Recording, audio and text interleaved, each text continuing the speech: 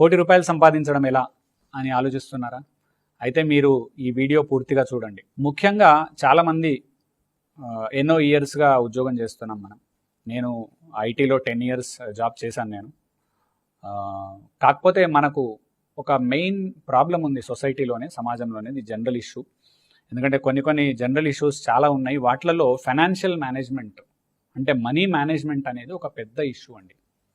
ఎందుకు ఈ విషయం చెప్తున్నానంటే, బీటెక్ చేస్తున్నారు పిల్లలు లేదా స్టూడెంట్స్, ఎంసీఏ చేస్తున్నారు స్టూడెంట్స్, తర్వాత ఐటీ జాబ్ వచ్చింది లేదా కార్పొరేట్లో ఒక ఉద్యోగం వచ్చింది. ఉద్యోగం స్టార్టింగ్లో అర్థం చేసుకుందాం ఒక 20,000 శాలరీతో స్టార్ట్ చేస్తున్నారు వాళ్ళు. కానీ ముఖ్యంగా ఇక్కడ ఒక ట్రాన్సిషన్ ప్రాబ్లం ఉంది. ముందుగా జాబ్ రానప్పుడు మన పాకెట్ మనీ ఎంత అండి? ₹500, ₹1,000 లేదా 2,000. మన ఫాదర్ మదర్ అంతకంటే ఎక్కువ ఇవ్వరు. సరే, ధనవంతుల కుటుంబంలో ఎక్కువ ఇస్తారో అది వదిలేసండి. మిడిల్ క్లాస్ గురించి మాట్లాడుతున్నాం. మిడిల్ క్లాస్ లేదా upper middle class, lower middle class అనుకోండి. వీళ్ళందరికీ పాకెట్ మనీ 500, 1000, 2000లో మనం నెల గడిపిన వాళ్ళము. ఎప్పుడైతే బీటెక్ ఫైనల్ ఇయర్ తర్వాత ఉద్యోగం వచ్చి మన శాలరీ 20,000 అవ్వగానే ఆ ఫస్ట్ మంత్ నుంచి మీరు అర్థం చేసుకోండి, మనం 20,000ని మొత్తం ఖర్చు పెట్టడంలో సిద్ధహస్తులం అయిపోతున్నాం. దాన్ని ఇంకా ఫైనాన్షియల్ మేనేజ్మెంట్ ఎట్లా అవుతుందండి? 500లో బతికిన మనము ₹1,000 మన జీవితాన్ని గడుపుకున్నాం ఒక నెల, లేదా ₹2,000 మనం ఒక నెల తీసేసుకుంది. సడన్గా 20,000ను ఖర్చు పెట్టడానికి కూడా మనం వెనుకాడట్లేదు, ముందుకెళ్ళిపోతుంది. ఆ తర్వాత ఏమైంది? 1 ఇయర్ తర్వాత ఇంక్రిమెంట్ వచ్చింది, 25,000 అయింది. మళ్ళీ 25 ఖర్చు పెడుతున్నాం. ₹1,00,000 శాలరీ అయింది 10 ఇయర్స్ తర్వాత, ₹1,00,000 ఖర్చు పెడుతున్నాం మనం. అయితే దీంట్లో కొందరు అనొచ్చు, లేదు మేము ఇంటికి ఈఎంఐ కడుతున్నాము, లేకపోతే కారుకి ఈఎంఐ కడుతున్నాం అని అంటారు. సొసైటీలో, సమాజంలో ఇంకొక పెద్ద ప్రాబ్లం కూడా ఉంది. అసెట్స్ అంటే ఏంది, లయబిలిటీస్ అంటే ఏంది అనే కరెక్ట్ అవగాహన కూడా చాలా మందికి లేదండి. ఇది చెప్పడం నేను చెప్తున్నాను, మీరు తప్పుగా భావించొద్దు. అసెట్ అండ్ లయబిలిటీ అంటే ఏంది? అందరు ఇల్లుని అసెట్ అంటారు. కాదు, రాంగ్. అది ఇల్లు నువ్వు కొని ఒకవేళ దాన్ని రెంట్కి ఇస్తే అది అసెట్. ఇల్లు నువ్వు కొని ఒకవేళ దాంట్లో నువ్వు ఉంటున్నావు అనుకోండి, అది లయబిలిటీ. కారు చాలామంది అసెట్ అనుకుంటారు, కారు లయబిలిటీ అండి, అసెట్ ఏ విధంగా కూడా కాదు. అందుకే అంటున్నా, ఆ అసెట్ లయబిలిటీ డెఫినేషన్స్ కూడా మనకు తెలియనప్పుడు ఫైనాన్షియల్ మేనేజ్మెంట్ ఎట్లా వస్తుందండి మనకు? మీకు అసెట్ లయబిలిటీ క్లియర్ డెఫినేషన్ నేను చెప్తాను. నేను ఎక్కడో చదివినవి మీకు చెప్తున్నాను. నేను ఎక్స్పర్ట్ని కానందులో, కానీ సొసైటీని అర్థం చేసుకొని అవగాహన చేసుకొని పాయింట్స్ చెప్తున్నా మీకు. అసెట్ అంటే ఏదైనా దాని నుంచి మనకు అంటే మన పాకెట్లోకి మనీ వస్తుంటే దాన్ని అసెట్ అంటారు. దేని గురించి అయినా మన పాకెట్లోంచి మనీ పోతుంటే దాన్ని లయబిలిటీ అంటారు. ఇంతే డిఫరెన్స్ కరెక్ట్గా. ఒకవేళ ఇల్లు కట్టారండి, ఇల్లు ఈఎంఐ మీద తీసుకున్నారు, చాలామంది దాన్ని అసెట్ అంటున్నారు. అదే ఇంట్లో నువ్వు ఉంటున్నావు, దాని మెయింటెనెన్స్ ట్యాక్స్ కట్టుకోవాలి, వాటర్ బిల్లు, వాట్ ఎవర్ ట్యాక్స్లు, ప్రాపర్టీ ట్యాక్స్, మొత్తం ప్రతి నెల నీ జేబుల నుంచి మనీ పోతుంది, కానీ మనీ రావట్లేదు ఆ ఇంటి వల్ల. నువ్వు ఒకవేళ ఆ ఇంట్లో ఉంటే గనక దాన్ని అసెట్ అన్నారు, లయబిలిటీ అంటారు. లేదు, ఒక ఇల్లు కొన్నారు మీరు, అందులో ఉండట్లేదు, ప్రతి మంత్ రెంట్ వస్తుంది నీకు, దాన్ని అసెట్ అంటారు. సో ఆ పాయింట్ కరెక్ట్గా అర్థం చేసుకుంటే మనం మిడిల్ క్లాస్ వాళ్ళు అంటే చాలామంది ఎక్కడ మిస్టేక్ చేస్తున్నామంటే, మోర్ ఆఫ్ లయబిలిటీస్ని కొంటా ఉంటాం మనం లైఫ్లో, అసెట్స్ని కొనం మనం. ఒక బిజినెస్ ఉందనుకోండి, దాని నుంచి రెగ్యులర్ మనీ వస్తుంది మనకు, అది అసెట్. అది లేకపోతే ఏదైనా తీసుకోండి, ఎక్కడి నుంచైనా మనకు చిన్న రెంటల్ ఇన్కమ్, లేదు ఒక కారు కొన్నాము, నెల ఆ కారు నుంచి మనకు మనీ వస్తుంది, రెంట్కి ఇచ్చాం మనం దాన్ని, ట్రావెల్స్ బిజినెస్కి పెట్టాం అది కార్ని, అది అసెట్ అవుతుంది. లేదు కారు కొన్నాం మనమే వాడుకుంటున్నాం, అది లయబిలిటీ అవుతుంది.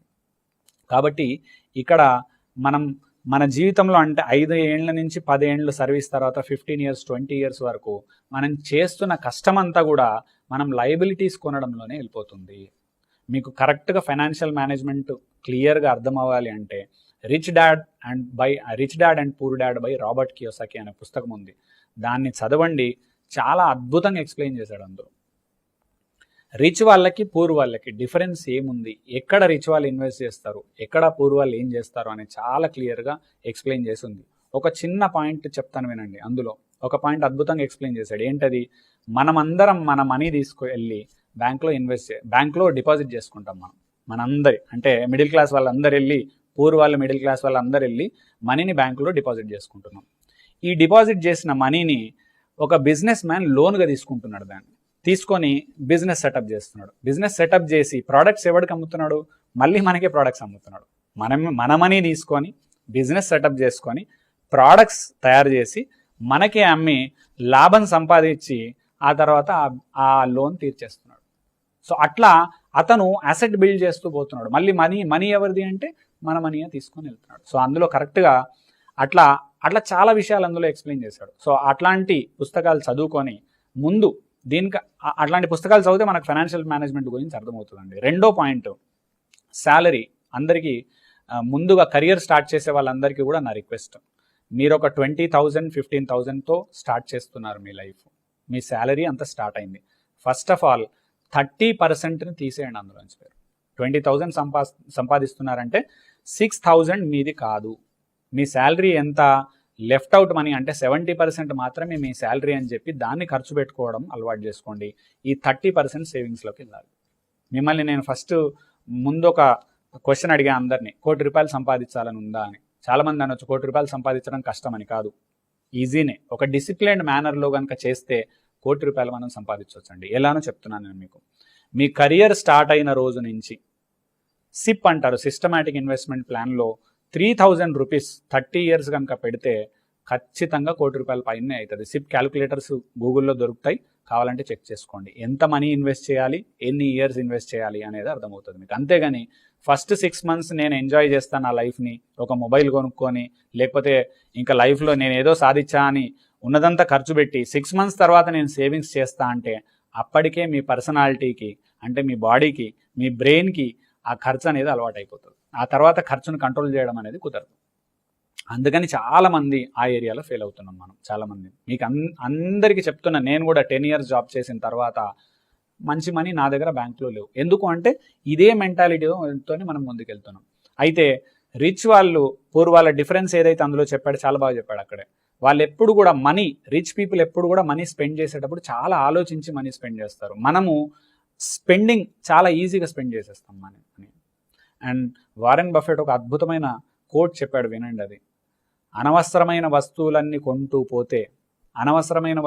కొంటూ పోతే ఒకానొక సమయంలో అవసరమైన వస్తువులు అమ్ముకునే పరిస్థితి వస్తుంది లైఫ్లో అని చెప్పాడు వారెన్ బఫెట్. చెప్పి ఆయన ఇప్పుడు 3rd richest person in the world. కానీ మేజర్గా ఆయన ఇన్వెస్ట్ చేసేది ఈ మ్యూచువల్ ఫండ్స్లలో, షేర్స్లలో ఇన్వెస్ట్ చేస్తూ, లాంగ్ టర్మ్ షేర్స్లలో ఇన్వెస్ట్ చేస్తాడు, మ్యూచువల్ ఫండ్స్లో ఇన్వెస్ట్ చేస్తారు, ల్యాండ్స్లో ఇన్వెస్ట్ చేస్తారు. లాంగ్ టర్మ్లో ఇవి ఎప్పుడు కూడా మనకు ప్రాబ్లం క్రియేట్ చేయండి. షార్ట్ టర్మ్లో అయితేనే ట్రేడింగ్ ప్రాబ్లం అది.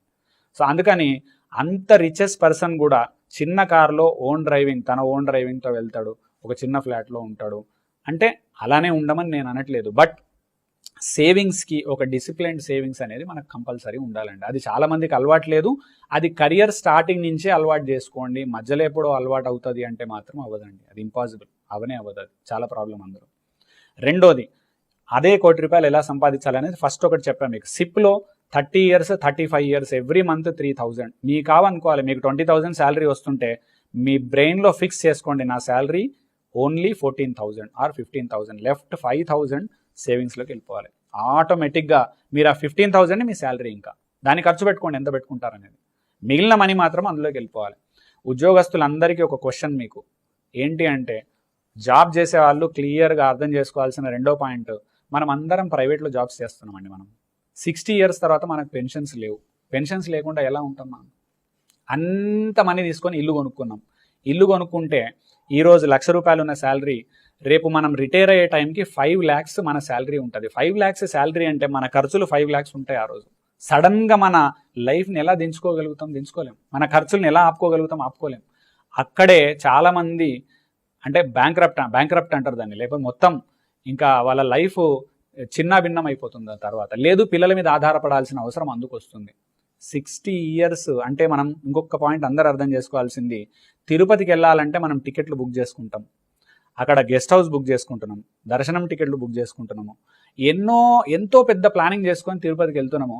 మన లైఫ్కి ప్లానింగ్ ఉండొద్దండి. మన లైఫ్కి 60 years తర్వాత మనమైతే చనిపోం కదా. 60 years నుంచి 70-75 వరకు ఉంటాం. అంటే ఆ 15 years మనం ఏం చేయాలి, మనం మనీ ఎలా రావాలి మనకు అనే ప్లానింగ్ మనకు ఉండాలి కదా కంపల్సరీ. ఇది ఫస్ట్ పాయింట్. నీకు సిప్ గురించి చెప్పా. సెకండ్ పాయింట్, మీరు జాబ్ రాగానే అందరూ కూడా వితిన్ 3 months తర్వాత యూఆర్ ఆల్ ఎలిజిబుల్. అందరం మనం పర్సనల్ లోన్స్కి ఎలిజిబుల్ అండి మనం. అయితే మొబైల్ కొనుక్కొని పర్సనల్ లోన్స్ పెట్టుకుంటున్నారు, అలాగని నేను చెప్పేది. ఒక పర్సనల్ లోన్ తీసుకొని ఒక మంచి హెచ్ఎండిఏ ప్లాట్ ఎక్కడన్నా తీసుకొని, చిన్న ప్లేస్ ఎక్కడైనా సరే, మీరు 3 lakhs 4 lakhs పర్సనల్ లోన్ వస్తుంది. ఒక ప్లాట్ కొనండి ఎక్కడైనా కూడా. ఏ ఏరియాలో కొంటారనేది సంబంధం లేదు. భూమి మీద కాన్స్టెంట్ ఉండేది ఏదైనా ఉంది అంటే అది భూమే. ఈ ప్రపంచంలో భూమి కాన్స్టెంట్, మనుషులు మాత్రం పెరుగుతున్నారు కాబట్టి ఆ రేట్స్ పెరుగుతూనే ఉంటాయి. ల్యాండ్ మీద ఇన్వెస్ట్ చేస్తే లాంగ్ టర్మ్లో మోసమైంది ఇప్పటి వరకు ఎవరికి కూడా కాలేదు. కానీ హెచ్ఎండిఏ ప్లాట్స్ లాంటి కొన్ని సేఫ్ ప్లాట్స్ చూసుకొని ఒక ప్లాట్ తీసుకోండి. 7 yearsలో మీ 3 lakhs లోన్ తీరిపోతుంది. 7 yearsలో ఆ ల్యాండ్ ఎట్లాగో కొంత పైకి వస్తుంది. తర్వాత ఇదంతా క్లియర్ అనగా మళ్ళీ ఇంకొక పర్సనల్ లోన్ తీసుకోవాలి. ఆ విధంగా 20 years లోపల మీరు ఖచ్చితంగా మీరు ఉన్న 1-2 ప్లాట్లు almost 1 crore rupees 25 yearsలో 1 crore rupees వచ్చేస్తుంది. 1 crore rupees బ్యాంక్లో పెడితే 65,000 rupees ఇంట్రెస్ట్ వస్తుందండి. 65,000 ఇంట్రెస్ట్ అంటే ఏంటి? Passive income for life long. మనము 30 years వర్క్ చేసి కూడా ఒక ఇల్లు కొనుక్కున్నాం, కారు కొనుక్కున్నాం, కానీ రిటైర్మెంట్కి నాకు ఒక 50,000 కనుక రాకుంటే, ఎక్కడి నుంచి అన్న ప్యాసివ్ ఇన్కమ్ రాకుంటే ఎలా ముందుకెళ్తాం మనం? అందరము అంటే మనకి ఏ రిస్క్ ఉండదు లైఫ్లో అనే హ్యాపీ ఫీలింగ్తో ముందుకెళ్తున్నాము. 6 నెలలు హాస్పిటల్లో పడితే వితౌట్ ఎనీ ప్రాబ్లం నేను హ్యాపీగా ఉండగలుగుతానా లేదా? అంటే 1 year మనం ఏం చేసినా చేయకున్నా నేను సర్వైవ్ అవ్వగలుగుతానా లేదా అనే ఇంపార్టెంట్ విషయం మనం అందరం ఆలోచించుకోవాలి. అదొకటి ఖచ్చితంగా ఉండాలా మనీ. 2, రిటైర్మెంట్ తర్వాత నా పరిస్థితి ఏంది అనేది ఇప్పటి నుంచి ఆలోచించాలి. ఆలోచించకపోతే లాస్ట్కు ముసలాళ్ళమైన తర్వాత అందరం కూర్చొని చెట్టు కింద నా కొడుకు బాగా చూడట్లేదు నన్ను, నా కోడలు బాగా చూడట్లేదు అనే స్టోరీలు మాత్రం కామన్ అయిపోతాయి. అదే నీ బ్యాంకులో 2-3 కోట్లు ఉంటే నీ కొడుకు బాగానే చూస్తాడు, కోడలు బాగానే చూస్తారు. అయితే వాళ్ళ ధర్మం వాళ్ళు, మన దగ్గర మనీ ఉన్నా ఉండకున్నా కూడా చూడాల్సిన వ్యవస్థ వాళ్ళది. కానీ ఈ సొసైటీలో మనం అందరికీ తెలుసు అంత మనీ మీద పరిగెడుతున్న వ్యవస్థలు. కాబట్టి పిల్లల మీద డిపెండ్ అవ్వకుండా నా లైఫ్ని నేను ఎట్లా సక్సెస్ఫుల్గా లీడ్ చేసుకోవాలనేది మన మీద ఆధారపడి ఉంటుంది. కానీ ఆ వర్క్ స్టార్ట్ అవ్వాల్సింది ఎప్పుడంటే కెరియర్ అయిపోయి జస్ట్ ఇంజనీరింగ్ అయిపోయిన తర్వాత జాబ్ రాగానే మన ప్లాన్స్ క్లియర్గా స్టార్ట్ అవ్వాలండి ఫైనాన్షియల్ మేనేజ్మెంట్. కాబట్టి ఈ ఫైనాన్షియల్ మేనేజ్మెంట్లో మన అందరం వీక్ ఉన్నాం, ఎందుకంటే మనకి ఎప్పుడు స్టడీస్లో అది లేదు. ఈ సబ్జెక్ట్ మీద ఎక్స్పర్ట్స్ దగ్గరికి వెళ్ళి సలహాలు సూచనలు తీసుకోండి.